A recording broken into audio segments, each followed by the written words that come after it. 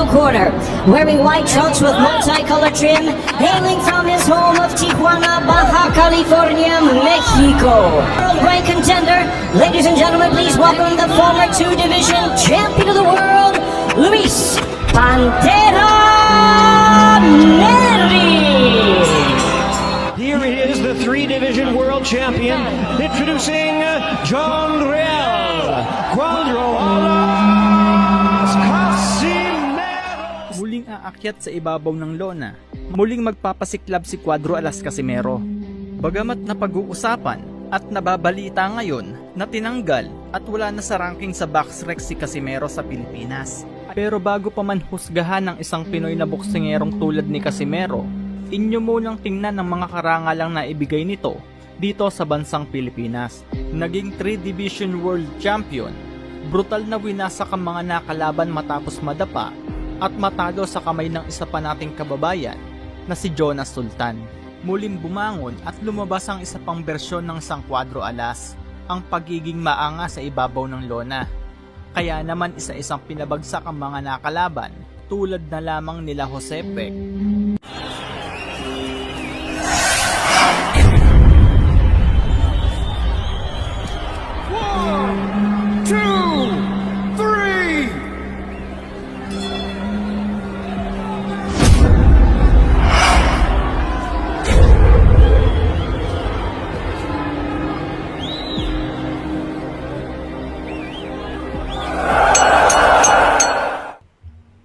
Kenya Yamashita.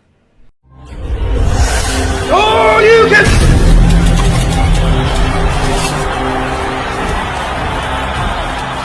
You win! Ricardo Espinosa Franco.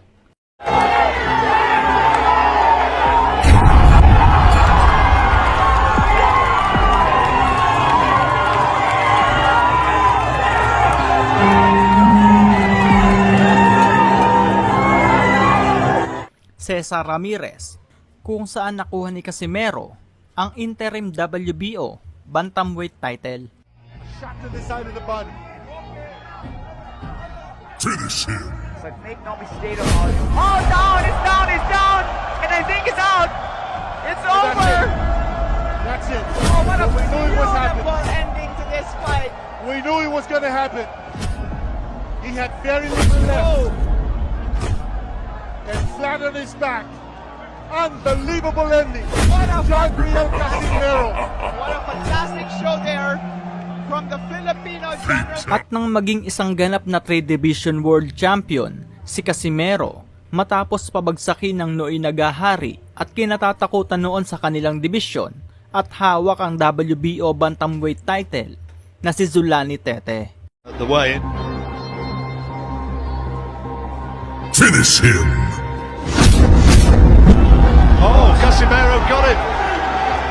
He's got him with a bot now. He's getting it. He's got him with a body shot. What's From the chin it was, it was short right hook to the chin.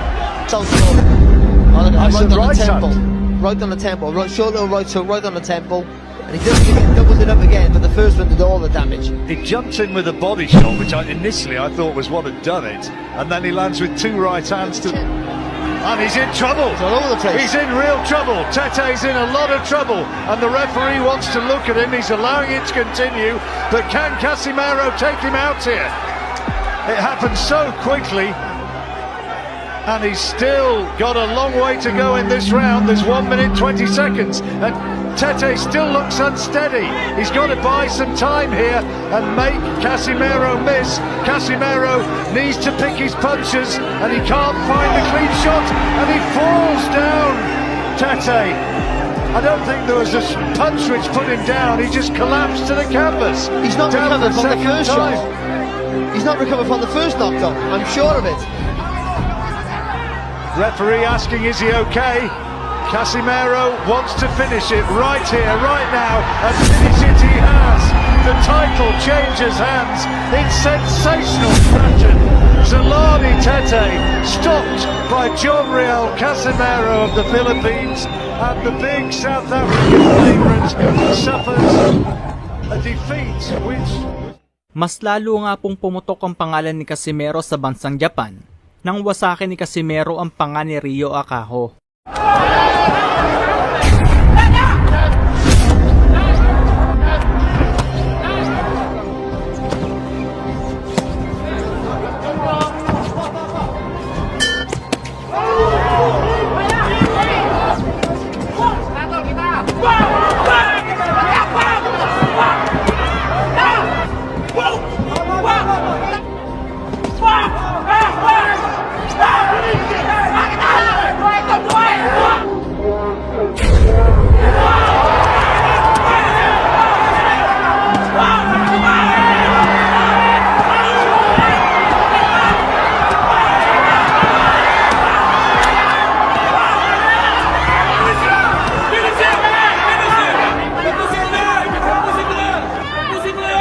Finish him.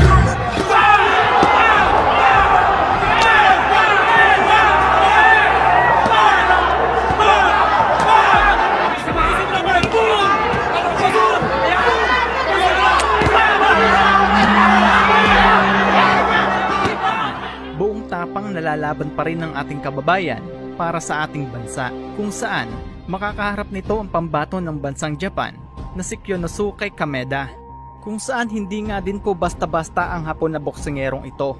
Ilang Pinoy na din ang nakalaban nito tulad ni Angelo Beltran, kung saan knockout ang inabot ng Pinoy sa unang round pa lang ng kanilang sagupaan.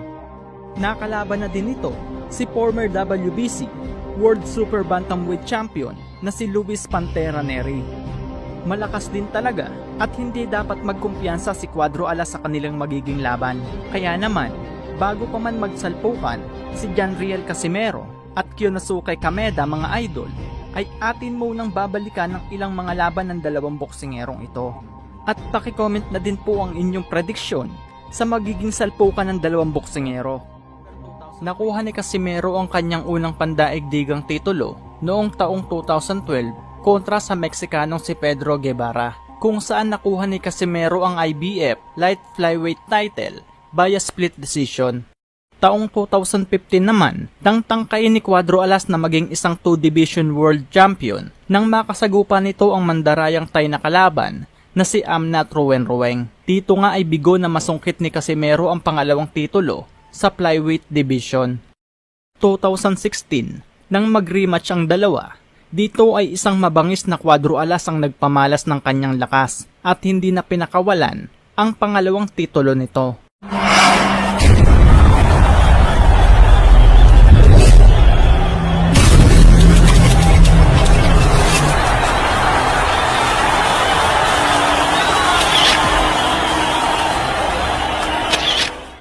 Dito nga mga idol, ay 4 na round nga lamang po ang itinagal ng mandarayang kampyon na Thai na kalaban. Nakuha ni Cuadro Alas ang IBF Flyweight title via 4th round knockout. Bantamweight division. Sa division nga na ito mga idol, mas lalong pumutok ang pangalan ni Cuadro Alas Janriel Casimero. Taong 2019 nang makasagupa ni Cuadro Alas ang nooy most avoiding fighter at nagahari sa bantamweight division. Hawak at pinakikintab ang titulong WBO ang South African champion na si Zolani Tete, ang kukumpleto sa pangatlong titulo ni Cuadro Alas sa 3 magkakaibang divisyon. At the way. Finish him. Oh, Casimero got him. He's got him with a butt now. He's given it. He's got him with a body shot. Shot right hook to the chin. Southpaw. That's Right the on right the temple. hand. Right on the temple. Right, short little right hook right on the temple. And he doubles it up again, but the first one did all the damage. He jumps in with a body shot, which initially I thought was what had done it, and then he lands with 2 right hands to. And he's in trouble. It's all over the place. He's in real trouble. Tete's in a lot of trouble, and the referee wants to look at him. He's allowing it to continue, but can Casimero take him out here? It happened so quickly, and he's still got a long way to go in this round. There's 1 minute 20 seconds, and Tete still looks unsteady. He's got to buy some time here and make Casimero miss. Casimero needs to pick his punches, and he can't find the clean shot, and he falls down. Tete, I don't think there was a punch which put him down. He just collapsed to the canvas. He's not down recovered from the second first time. shot. He's not recovered from the first knockdown, I'm sure of it. Referee asking, is he okay? Casimero wants to finish it right here, right now, and finish it he has. The title changes hands in sensational fashion.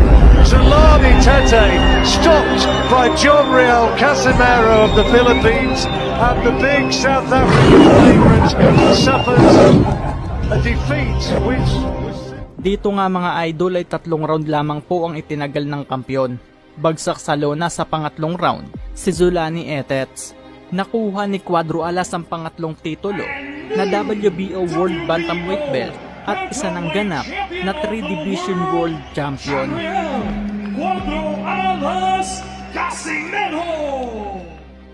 Marami mang naaangasan kay Cuadro Alas, hindi pa rin matatawaran ng naibigay na karangalan sa bansang Pilipinas. Kameda kontra Luis Pantera Nery.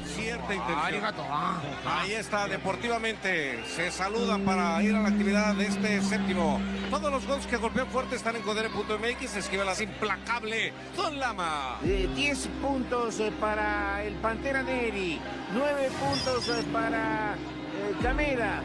Tiene que saber el japonés que esto no es chiste y la pelea está para ser parada. Entonces él intenta con una serie de mañas prolongarla. ¿Prolongarla para qué? Sí, está prolongando su agonía. Si mete el acelerador a fondo el Pantera Nery, esto puede tener ya su epílogo, su parte final. Respiro el Pantera Nery, la calma que presagia la tormenta, y el referee pues siguiendo las evoluciones, porque me comentaste, Jaime, que no hay referee. ¿Qué? Que no hay referee cobarde. Exacto, porque pues, que sigan los fregadazos, mi cham. Ya exigías tú que se parara la pelea. Sí, pero cuidado, Rodo, porque cuando un peleador está lastimado, es mucho más peligroso. Como fiera herida se encuentra Kameda, y Pantera Nery también tuvo que tomar un respiro, porque créanme, después de 6 capítulos de estarse exigiendo de esta manera, mantener el ritmo no es nada fácil. Sin embargo, ahí va la presión de Pantera. Abajo le dolió. Ahí le dolió abajo. Se dobla y visita la lona. ¡Soy brujo! El japonés dice buen resbalón, pero bueno, venga la cuenta. Y aquí el Pantera Nery va a tratar de dar el cerrojazo. El público, el su TJ se lo pide, se lo exige. Otra vez viene Pantera, le dolió al japonés. Lo va midiendo, lo va cazando, y también las instrucciones vienen de Jaime Munguía. Como chícharo en cacerola está el japonés por todos lados, visitando las 4 esquinas. La izquierda, la punta de la barba, mete, arremete ahí. Luis Pantera Nery se va a la lona. Se va a la lona el japonés de nueva cuenta. Le están aplicando la cuenta, se levanta. Y lo va a dejar el tercero. Vamos a ver. Dito nga mga idol, technical knockout ang sinapit ng Hapon sa pang-7 round ng kanilang bakbakan ni Luis Pantera Nery.